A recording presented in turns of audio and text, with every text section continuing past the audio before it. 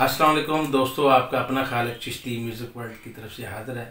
جیسا کہ آپ کو پتہ کہ ہم ہر بار ایک نئی شخصیت، ایک پوری جو سلیبریٹی ہے اس کے ساتھ ہوتے ہیں، اور آج ہمارے ساتھ پاکستان کی بہت بڑی شخصیت اور بہت اچھا اردو زبان کے اوپر کام کر رہی ہیں فاطمہ قمر صاحبہ۔ السلام علیکم۔ وعلیکم السلام۔ اچھا فاطمہ قمر صاحبہ، ماشاء اللہ دیکھیں یہاں نفسا نفسی کا دور ہے، اور کوئی پیسہ بنانے کے چکر میں لگا ہوا ہے، کوئی کس چکر میں لگا ہوا ہے، اور آپ اپنے ملک کی زبان کو بچانے کے چکر میں لگی ہیں۔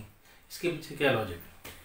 اس کے پیچھے یہ وجہ ہے کہ پاکستان اور اردو لازم و ملزوم ہے۔ ٹھیک ہے۔ پاکستان کی ترقی، خوشحالی، معاشرتی تفریق، لسانی تعصب، دو نمبری، جیل سازی، بوٹی مافیا، ٹیوشن بازی کے خاتمے کے لیے نفاذ اردو بہت ضروری ہے۔ ٹھیک ہے۔ یعنی پاکستان میں نفاذ اردو، آپ یہ سمجھ لیجیے کہ اگر پاکستان میں نفاذ اردو کے فیصلے پہ عمل ہو جاتا ہے، اردو پاکستان کی عدالتی، دفتری اور تعلیمی زبان بن جاتی ہے، تو پاکستان کے لیے خوشحالی اور ترقی کا ایک راستہ ہے جو کھل جائے گا۔ پاکستان سے اسٹیٹس کو کا خاتمہ ہو جائے گا۔ تو آپ نے نفاذ اردو کے حوالے سے کیا آپ نے کیا ابھی تک، پر کیا کیا کر رہے ہیں آپ؟ ہم نے نفاذ اردو کے حوالے سے ہم جس پہ کوکب اقبال ہماری سپریم کورٹ کے ہمارے وکیل تھے، نفاذ اردو کا جس کا فیصلہ دیا، ہم اس کے پیٹیشن، ہم بھی اس کے مطلب پیٹیشنر ہیں، اور اس کے حوالے سے ہم نے نفاذ اردو فیصلہ کوکب اقبال سپریم اسلام آباد کے وکیل ہیں، اس کے اوپر سپریم کورٹ نے فیصلہ دیا، اور اب اس فیصلے کے لیے 2015 میں سپریم چیف جسٹس واس خواجہ نے فیصلہ دیا تھا، اور 5 سال ہو گئے ہیں۔ اب اس فیصلے کی عمل درآمد کے لیے ہم بھرپور کوشش کر رہے ہیں۔ ہم اس کے لیے عدالتوں میں، میڈیا پہ، اجتماعات پر، سڑکوں میں، احتجاجی ہر طرح سے ہم اس کے لیے کوشش کر رہے ہیں، اور الحمدللہ ہماری تحریک روز بروز جو ہے وہ دم پکڑ رہی ہے۔ یہ صرف ایک چھوٹے سے گملے سے تحریک شروع ہوئی تھی، اور الحمدللہ صرف نہ پاکستان میں بلکہ باہر کے ملکوں میں بھی اس کی جڑیں پیوست ہو چکی ہیں الحمدللہ۔ ماشاء اللہ۔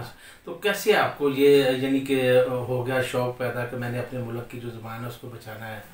یہ اس طرح سے ہوا کہ ہماری حکومت، سابقہ حکومت نے، اور اس پہ تحریک انصاف بھی شامل تھی، نون لیگ بھی تھی، 2009 میں آئین پاکستان کی توہین کرتے ہوئے تمام سرکاری اداروں کو جب انگریزی میڈیم کیا تو ہماری اس تحریک نے جنم لیا۔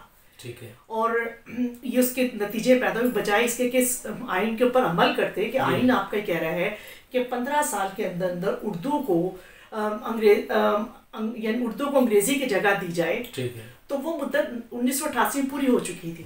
اب حکومت کو یہ چاہتے کہ حکومت اس کے پر عمل کرتی، انہوں نے اس پر عمل کرنے کی بجائے تمام اداروں کو انگریزی میڈیم کر دیا، تو اس کے رد عمل کے نتیجے میں تحریک پیدا ہوئی تھی، اور ہم نے اس تحریک کو 2014 میں اس وقت جوائن کیا، جب 2009 میں اس کا پہلا رزلٹ آیا، 5ویں اور 8ویں کا ہولناک رزلٹ آیا، تو اس میں 20 لاکھ میں سے 18 لاکھ بچے فیل ہو گئے انگریزی کی وجہ سے، ذریعہ تعلیم کی وجہ سے، اور آدھے بچے تعلیم کو خیر بات کہہ کے چلے گئے۔ تو یہ وہ قتل عام ہے جو کسی ملک میں غیر ملکی زبان کے نام پہ نہیں ہو رہا، تو پھر ہم نے اس تحریک میں شمولیت اختیار کی۔ ٹھیک ہو گیا۔ ماشاء اللہ، آپ کالم بھی بہت اچھے لکھتی ہیں، کافی اخباروں میں آپ کے کالم ہیں، اور آپ کے جو کالم ہیں ان کی نوعیت کیا ہوتی ہے؟ آپ نے کوئی ایک سبجیکٹ رکھا ہوا ہے کالموں میں، یا مختلف جو ہے موضوع ہیں جن کے اوپر آپ کا کالم؟ میں زیادہ تر ہر محفل میں، ہر جگہ، میرا چونکہ مشن ہے، مجھے میری شناخت فاطمہ قمر کی نفاذ اردو ہے، تو میں جب بھی کوئی تحریر لکھتی ہوں، کچھ ہوتا ہے تو وہ نفاذ اردو ہی کے حوالے سے لکھتی ہوں۔ تو اسی کا ہم شعور دے رہے ہیں کہ پاکستان کی تحریک پاکستان کی تکمیل نہیں ہے، اصل میں اردو ہندی تنازعہ پاکستان بننے کی پہلی وجہ ہے، سب سے پہلی وجہ پاکستان بننے کی اردو ہندی تنازعہ تھا۔ جب اردو ہندی تنازعہ 1867 میں پیدا ہوا تو اس وقت سر سید کی نظر نے بھانپ لیا کہ ہندو جو ہے وہ اتنا تنگ نظر ہے کہ وہ مطلب یعنی ہندو بھی اردو بول رہے ہیں، مسلمان بھی، صرف اس وجہ سے کہ قرآنی حروف میں لکھی جاتی ہے، انہوں نے تعصب کیا۔ تو اس وقت اعظم نے کہا، سر سید احمد خان کا، اب ان قوموں کا چلنا ناممکن ہے۔ تو پاکستان بننے کی سب سے پہلی بڑے وجہ جو ہے وہ اردو ہے۔ جب تک آپ پاکستان میں اردو کا نفاذ نہیں کر سکتے، تحریک پاکستان کی تکمیل نہیں ہے۔ ہم اس تکمیل کے لیے کوشاں ہیں۔ چلے فاطمہ قمر صاحبہ، ماشاء اللہ آپ نے بہت اچھی باتیں کی. مجھے یہ بتائیں کہ ہماری جو یوتھ ہے، آنے والی جو ہے، ان کے لیے آپ کا کیا میسج ہے؟ میں نوجوانوں کو کہتی ہوں کہ یہ جو تحریک ہم لڑ رہے ہیں یہ ہم آپ کے لیے لڑ رہے ہیں، کیونکہ ہم نے نہیں پڑھنا. ہم تو پڑھ چکے اپنا وقت، نہ میں نے اسکولوں میں پڑھنا ہے، نہ ہی میں نے CSS کا امتحان دینا ہو. ہم اپنا وقت گزار چکے ہیں.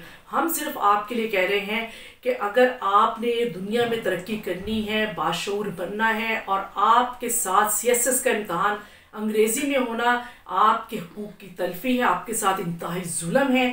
اور سپریم کورٹ جب بھی فیصلہ دے چکی ہے، اب تمام نوجوان اس کے لیے کھڑے ہو جائیں سپریم کورٹ کے فیصلے میں مداحمت کے لیے. میں آپ کو یقین دلاتی ہوں کہ آپ کے کھیل کے میدان آباد ہو جائیں گے، آپ کا جو ہے ٹیوشن ختم ہو جائے گا، تعلیم آپ کے لیے مفت، سستی اور دلچسپ ہو جائے گی. ہم جب پڑھتے تھے ہمیں یاد ہے کہ ہمارے دور میں اتنا ٹیوشن کا، انگریزی کا اتنا نہیں تھا تسلط. تو وہ جب بچیاں اسکول کالج کے بعد اپنے گھر کا بھی کام دیکھتی تھیں اور پڑھائی بھی دیکھتی تھی، اور جو لڑکے تھے وہ عموماً بچے کوئی کرکٹ کھیلتا تھا، کوئی ہاکی کھیلتا تھا، کوئی والی بال کھیلتا تھا. پاکستان چیمپئن تھا، بالکل صحیح، پاکستان چیزوں کا چیمپئن تھا. اب ہمارے کھیل کے میدان بھی ویران ہو چکے ہیں اور ہمارا تعلیمی تنزل بھی ہو چکا ہے. پاکستان اس وقت تعلیم کے لحاظ سے جو ہے پرائمری تعلیم میں پاکستان 60 سال پیچھے ہے، اور اعلیٰ تعلیم میں پاکستان دنیا میں 140 میں سے 124ویں نمبر پر ہے. ماشاء اللہ آپ نے بہت اچھی انفارمیشن جو ہے نا وہ ہمیں دی.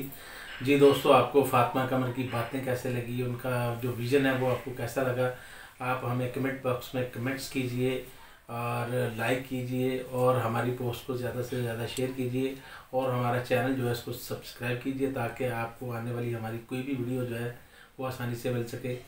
جی فاطمہ قمر صاحبہ، اب آپ یہ بتائیں کہ میوزک ورلڈ کے حوالے سے آپ کیا کہیں؟ مجھے آپ کا، میں دیکھتی رہتی ہوں کہ آپ جو انٹرویو کرتے ہیں زیادہ شاعر اور ادیبوں کے حوالے سے ہوتے ہیں، اور گزشتہ روز ہی میں نے آپ کی ایک تقریب اٹینڈ کی تھی، تسنیم اکرام صاحبہ کے ساتھ آپ نے اعزاز میں رکھی تھی.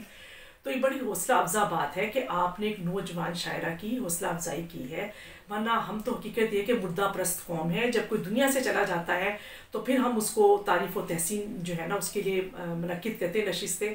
تو میں اس لحاظ سے آپ کو خراج تحسین پیش کرنا چاہتی ہوں کہ یہ بہت اچھا آپ نے ایک سلسلہ شروع کیا ہے کہ آپ نوجوانوں کو حوصلہ افزائی کر رہے ہیں اور ان کے صلاحیتوں کو ابھار کے اور ان کے سامنے لے کر آ رہے ہیں. یہ بہت اچھی بات ہے. چلیں جی میڈم جی، بہت بہت شکریہ، آپ نے ٹائم دیا. Thank you.